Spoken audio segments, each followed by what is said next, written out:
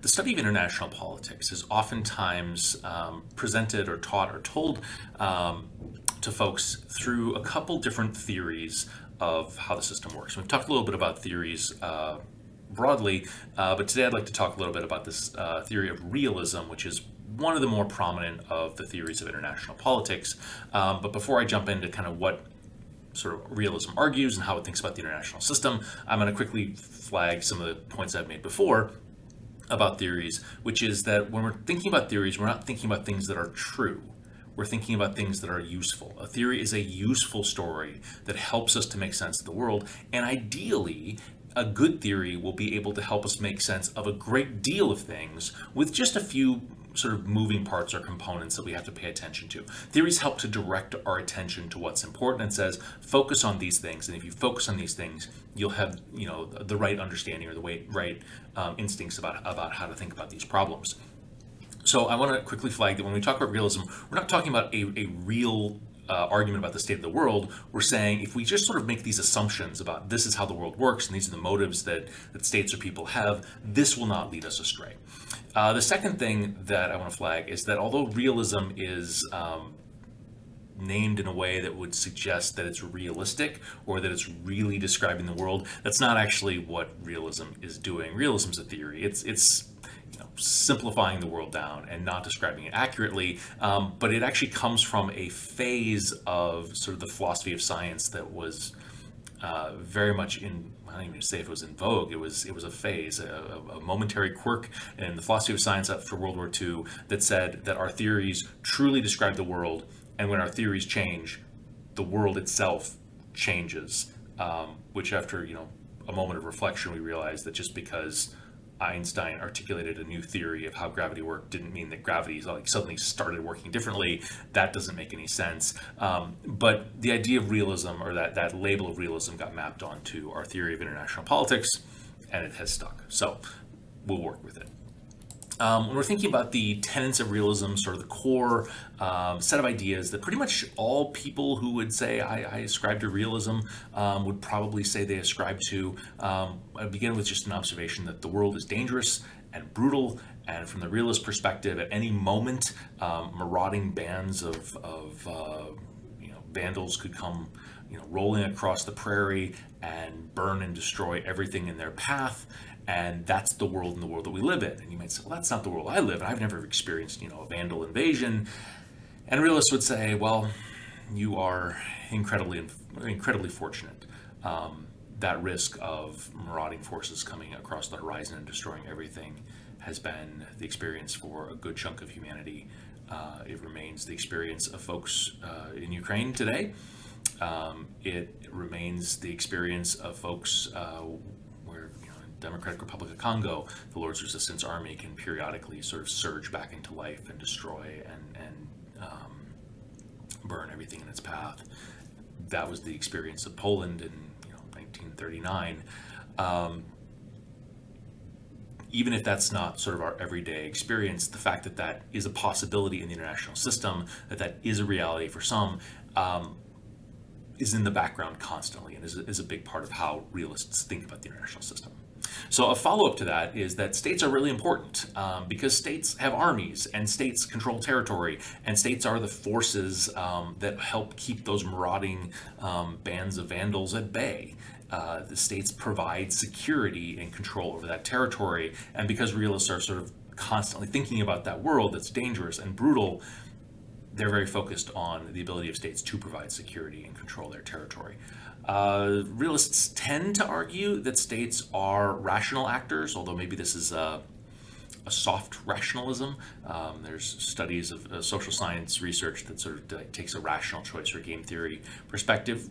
Realists maybe are not opposed to that, but typically when they think about states as rational actors, what they're saying is that these states are acting in unified and coherent ways, that they have some goals. We'll talk about sort of what the states desire and why. And they conduct a cost-benefit calculation around that. Does this make sense for me? And they act strategically to try to achieve those goals and to carry out their policies. So there's a level of coherence and thought that's assumed to be going on with states. And then finally, the primary goal of states is their own survival, it's their own security. That's what animates and motivates states. And I think pretty much anybody who ascribes to realism would say these four pieces are sort of universal to the idea of realism. But there's differences within sort of the realist school of thought. There's schools of thought. Some people, we might call them classical realists, suggest that when we're trying to explain why the international system is so awful, why it's nasty and brutish and dangerous, they'd say it basically boils down to us. We as human beings, our nature is to be greedy. Our nature is to be deceitful and selfish. And if you're looking for a source of the awfulness in the system, it's us. It comes from us. This was initially the explanation that I think realists really anchored on, and they would point to megalomaniac leaders and folks like Hitler or Stalin who used horrific brutal force against their neighbors. I think most realists today lean a little bit away from the idea of just simply blaming human nature for all the awfulness out there. Most realists, I think, probably are more structural realists. They look at the international system itself and note that that system is anarchic, that there's no central authority. And because there's no international 911 service, there's no world police force, states existing in that environment of anarchy have to constantly ask questions about who could threaten me? Will I survive? How am I going to navigate my way through this system? And they're trying to sort of figure out how to survive and thrive in an anarchic environment that oftentimes leads them to take actions that end up making the system dangerous and brutal and kind of perpetuating that cycle in that system. And so we'll talk about that a little bit when we talk about the idea of the prisoner's dilemma as realism interprets it. But before we get there, I want to highlight sort of another sort of split within realism, which relates to how awful the system really is. And so on one extreme, you have sort of the offensive realism school that's most closely associated with John Mearsheimer. And he notes that states, particularly great powers, will expand wherever they can. You could maybe talk about them as being aggressive and cancer-like, and that they're going to try to seek to dominate their own region. Ideally, they may seek to dominate neighboring regions or other regions around the world, and they may seek to dominate the international system as a whole. Doesn't mean they'll get that or they can do it, but that seems to be the motivation, that desire for security manifests itself as states trying to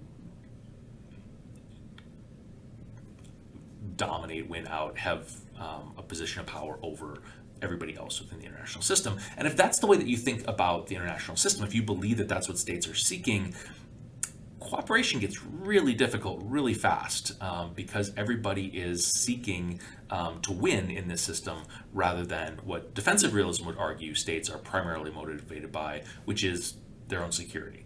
And security can be achieved by ensuring your borders, by ensuring you have a credible deterrent. It doesn't necessarily require a dominance of your region or of your neighbors, and that states can work potentially collaboratively to achieve that security, to maintain a balance of power, but they're not necessarily looking to I guess win international politics, and that creates much more space for the possibility of cooperation. It means that anarchy can be managed a little bit more effectively, and that states can achieve their security goals in a way that doesn't necessarily lead to a never-ending struggle for conflict and control.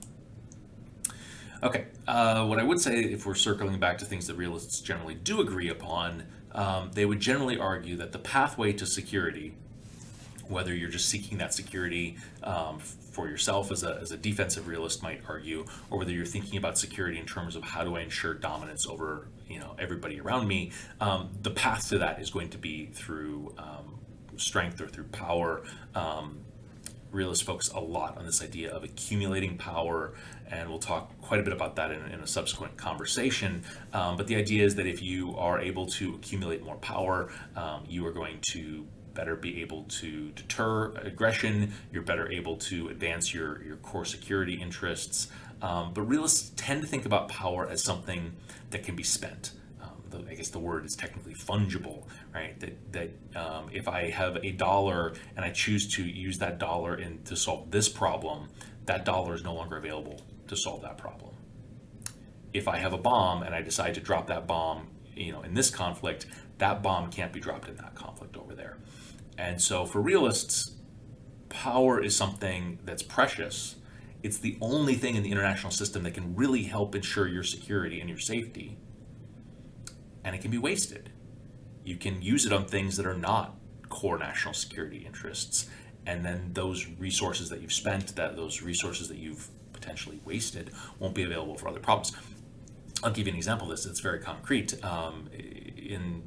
During the Arab Spring, the conflict in Libya broke out, and Muammar Gaddafi was talking about brutalizing his population in his effort to put it down. And Britain and France, along with the United States, organized a bombing campaign to basically oust Gaddafi from power. Weeks or months later, an equally, if not more brutal, crackdown came in Syria, and the international community more or less stood by.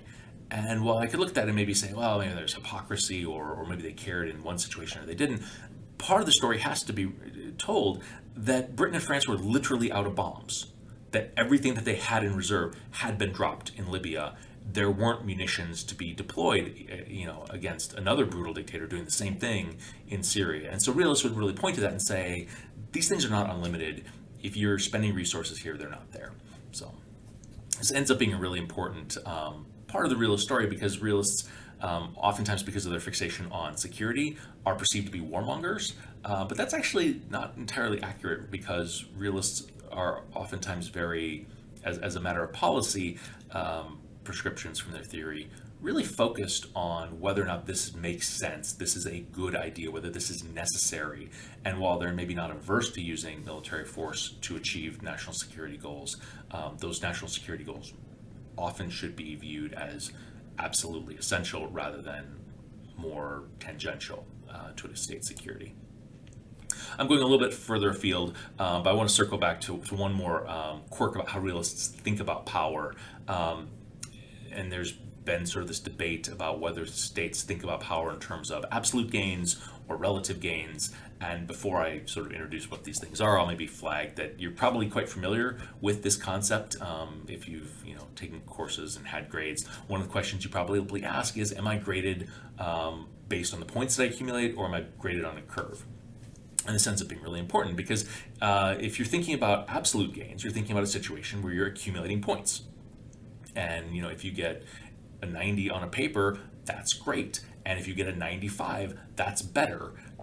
If you get a 70, that's worse. And your performance and how well you're doing is a determinant of how well you do in that class, right? That's absolute gains, right? That you're thinking about, am I getting better? Am I doing well? Am I getting ahead? And the best I can hope for is to maybe do better than I was doing before. But if you're thinking about relative gains, you're thinking about a situation in which you're grading on a curve. And a 70, a 90, a 95, those grades don't have any meaning unless you first ask, how is everybody else doing? And if you're getting a 70, but everybody else is getting a 50, you're doing great. And if you get a 90, but everybody else gets a 95, you're doing not great. And that's the idea of relative gains, that states aren't focused on, am I objectively doing well? They're focused on, am I doing better than everybody else? And if the answer is yes, then they're satisfied. And if the answer is no, that's a really terrifying situation for states to find themselves in. That means that others are gaining power more quickly. It means that they're not gaining power as quickly and potentially even losing power. And maybe they'd actually prefer a world in which everybody was losing, but they were losing less, if that makes sense. It does from a realist perspective, because realists think in terms of, how am I performing against everybody else? They're grading themselves on a curve in the international system. So realists tend to really focus on this idea of relative gains. We'll talk about other theories that really sort of set that aside and say that that's almost pathological. There's a lot of places where states might think about absolute gains. GDP growth, or other things like that. A final thing I want to talk about with realism relates to the prisoner's dilemma. And this is something that I've introduced before in this class and in this conversation. As sort of a metaphor for thinking about anarchy. It's a story in which you have two players or prisoners who have to make a choice about whether they're going to cooperate and work together or turn on each other. Sometimes cooperate or cheat, but we'll go with cooperate or defect. And if they cooperate, they jointly get a pretty good outcome. They both get one. But you can do better. If your opponent is cooperating, if you defect or you cheat them, you can potentially get greater benefit. So that's if you're in the first column and you drop from the first row to the second row, that 2 that you would get if you're player 1 is better than you would have gotten if you had cooperated, right? And so realists will point to that and they'll say there is that temptation. If you're thinking about relative gains and you see the possibility to get ahead, you're going to take that. And so greed drives a lot of what realists see as awful and dangerous about the international system. The other part about what sort of drives states away from cooperation from the realist perspective is fear. The fear of defection, that if I've cooperated and my opponent cooperates, that's not a terrible outcome. Maybe that's even a good outcome. But if my opponent defects, I'm going to be in real trouble. If my opponent defects, now I'm not looking at that first column, I'm looking at that second column. And if I'm player 1 and I cooperate, I'm going to be stuck with that -2. If I choose to defect, however, I can reduce that damage, that hit that I'm going to take down to -1. And so because of greed, I want to get ahead in that way. And for that reason, I'm going to defect.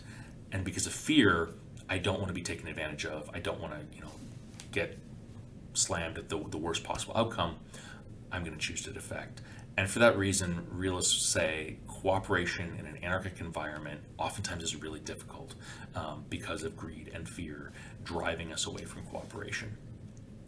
We're going to come back to this prisoner's dilemma conversation in a little bit when we talk about liberal theory, because liberal theory has a slightly different interpretation of this, and then we'll sort of go on from there. So.